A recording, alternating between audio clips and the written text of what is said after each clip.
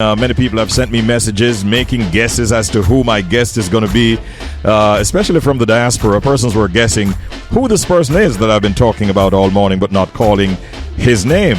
I'm about to do that right now because I can tell you that he's a multifaceted individual, deeply involved in youth and community development, education, and entrepreneurship.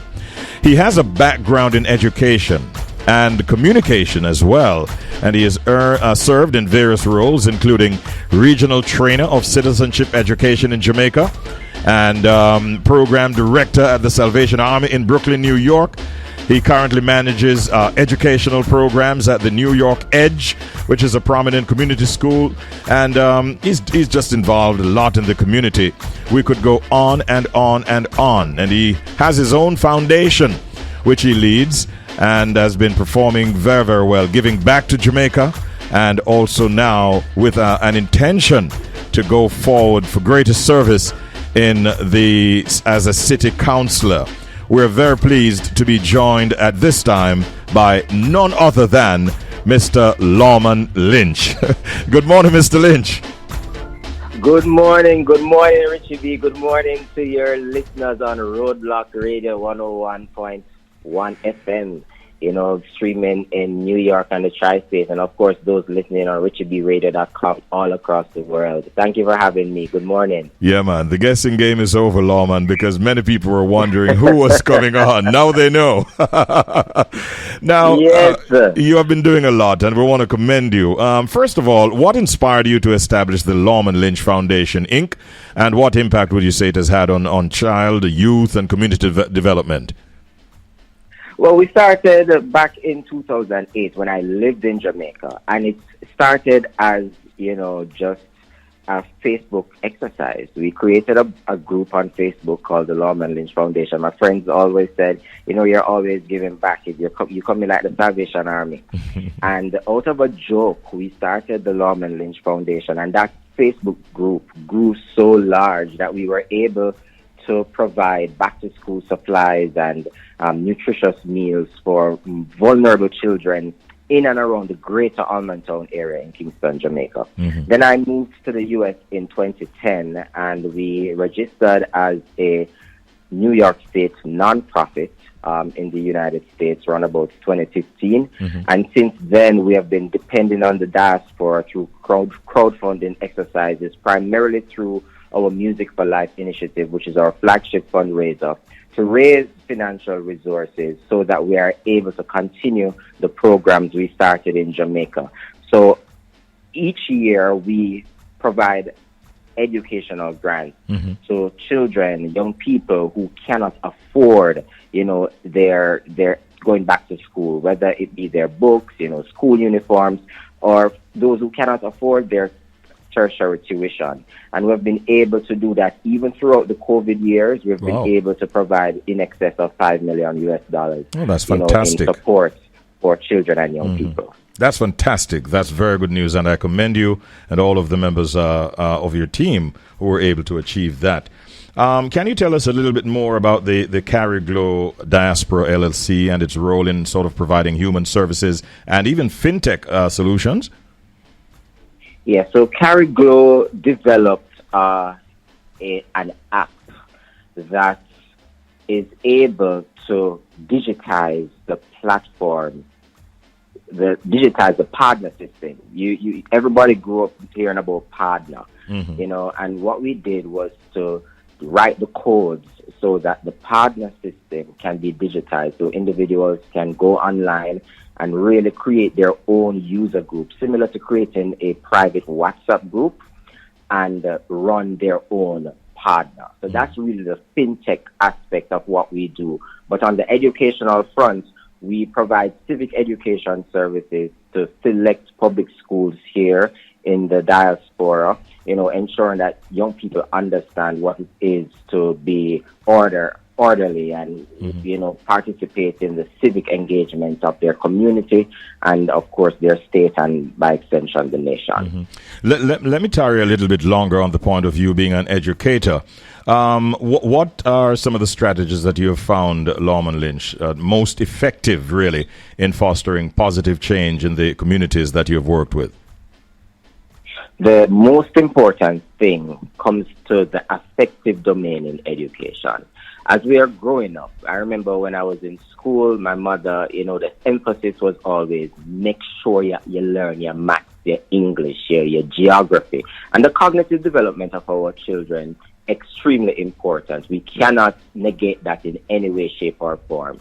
But we have to pay close attention to the affective domain in education, the social and emotional aspect of the development of our children.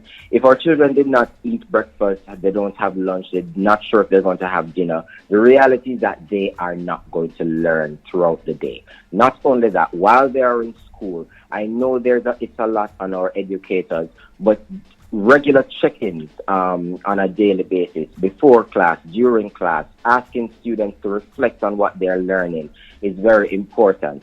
So essentially what we have to focus on as a society is the emotional and social development of our students, of our young people, and then in turn we will see them, flourish academically. Mm-hmm. If we do not pay close attention to their social development, we're going to be in trouble. Oh, got you. Now, you wanted to, based on our conversation earlier off the air, I gleaned that you are moving in a certain direction, and no doubt you'd have noted the work of people like Una Clark, for instance, as a councilwoman. And we understand that you seem to be moving, or you will be moving in that direction. What are you prepared to say to our listeners this morning as to whether or not you want to run for city councillor? Is that a fact? One of the things, it was very interesting, having that conversation this morning and even speaking about it now, because what I can tell you, it is the first ever I'm speaking about it publicly. Wow. As in on radio to anybody outside of the circle. And yes, we did make the decision, and I keep saying we because I move with a team. And we made the decision that come 2025, I will be running for New York City Council member for District 41 in Brooklyn, New York. And that takes up section, it's a very diverse district, taking up section of Bed-Stuy, running south and southeast, the sections of Crown Heights, East Flatbush, along Utica Avenue, heavily dense with, Caribbean nationals, Ocean Hill, Brownsville, Eastern Parkway, where we have the Labor Day Parade, and sections of East New York. I'm very excited about this move. I think it is needed. I think the cry of everyone is that we want the best representation ever. We want the best representative to address issues such as education, as we spoke about earlier, social services, healthcare, and even a focus on entrepreneurship. I won't, sit here or stand there and say, it is a very deprived district, because if you go north, in each pocket of the district, you'll find individuals who are affluent. So we're running a very diverse campaign that would speak to commerce and entrepreneurship and helping those who are already in business develop. But we also have to consider the social issues, a lack of healthcare. And for healthcare, I don't want to be broad. We want to really zoom in on mental health issues. May is also Mental Health Month.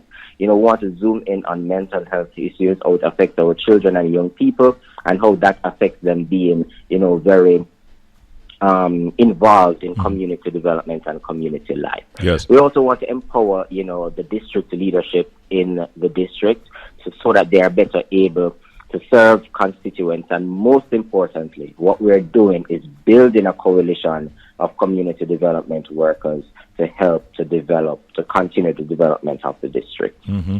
Well, listen, I want to commend you on now, first of all, on breaking that story to the world right here on Richie B Radio, along with our affiliates. Thank you. I want to wish you all the best going forward. We've got to find ways and means, Lawman Lynch, to rally the troops so that you can get to where you want to go, and so you can serve Absolutely. in a much bigger and broader capacity. So good luck going forward, and this is one platform that you can depend on for some degree of support. All right?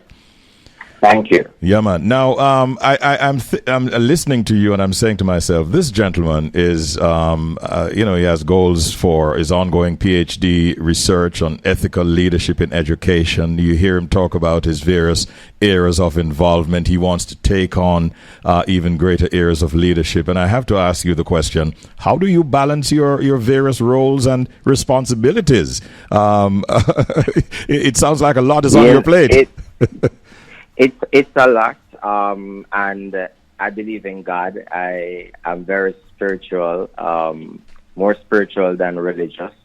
And what we find in spirituality, and this grounded belief in God, is the fact that there's a community. So I depend a lot on my church community. I depend a lot on my friends. I depend a lot on my family. So even Music for Life that is happening on Friday here in New York to raise these resources for the children in Jamaica, there's a team that I work with that, basically offset some of the burden that, I would bear in terms of balancing school and work. It's really time management. And that is something that I would say to anyone, not just those who are in school and those who are working, but time management is so critical because we don't get back time. So we have to be very strategic, very surgical in how we utilize our time, and nobody wastes my time. I only invest and put my time and energy in things that I am passionate about. And this, having this conversation with you, I'm so appreciative of it because I'm sure someone is going to be listening and say, listen, how can I help? Mm-hmm. And that's what we do. Our team snowballs each year, and it just keeps growing, and we're so very appreciative of that. Yes.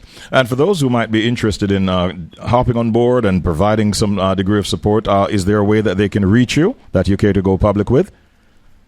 Absolutely. So it's Lawman Lynch Foundation.org. That's Lawman Lynch Foundation.org. That's our website. You can also reach out to me, 347-337-8593. That's 347-337-8593. And before you go, Lawman, please tell me a little bit more about the event that's coming up is it Friday the 10th? Friday the 10th. This Friday, yes. Commencing at 8 p.m. at Anton's in Queens. That's Anton's 9643 Springfield Boulevard in Queens, New York. It's a Music for Life, Lawman Lynch Foundation Music for Life Gala, honoring exemplary youth and community development leaders in the diaspora. Cocktail hour, 8 p.m. to 9 p.m. The gala and awards ceremony is from 9 p.m. to 11 p.m. And we have a fantastic after party from 11 p.m. till about 1 a.m. the following morning. Keisha Martin and the Jam Rock Soul Experience with Gary Higgins on keys will be performing live along with China Nicole, Shanti Cosmo, and DJ Starchild. It's going to be a fantastic event. We just confirmed that the New York City Advocate will be there to accept his Vanguard Award. Jumani Williams, our New York City Advocate, he's going to be present along with the Queensborough Advocate. They're going to be present, just to celebrate with us and raise as much money as we can for the cause. Well, good luck with that as well. And as I said earlier, we want to support you going forward, and keep in touch, and we'll definitely make it happen. Thank you so much. Have a good day, Lawman Lynch. Respect. Thank you so much. Have a great one. Thanks a lot. All right, our pleasure.